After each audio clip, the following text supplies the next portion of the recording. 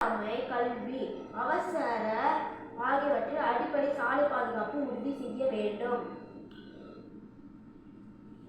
மருத்துவமனை, பள்ளிக்கூடம் போன்ற இடங்களில் ஒலிப்பானை பயன்படுத்தக்கூடாது. அவசர ஊர்தி, தீயணைப்பு வண்டி போன்றவை வரும் பொழுது வழிவிடுவதே நம் பொறுப்பாகும். 4 சக்கர வாகனத்தில் போகும்போது இயற்கை பட்டை அணியவும், இருசக்கர வாகனத்தில் போகும்போது தலைக்கவசம் அணியவும். அதனால் நம் உயிர் இழப்புக்கு பாதுகாப்பானதாக இருக்கும். சாலை பாதுகாப்பு வாரம் என்பது சாலை விதிகளை குறித்து விழிப்புணர்வு ஏற்படுத்துவதே ஆகும். சாலை விபத்து காரணங்களால் ஏற்படும் பாதிப்புகளை குறைப்பதே நோக்கம். சாலை பாதுகாப்பு வாரத்தில் விழிப்புணர்வு ஏற்படுத்துவதால் போலீஸ்கள் போன்றவை போராட்டம் நடத்தி ஊர்வலம் வருவார்கள். சாலை பாதுகாப்புக்காக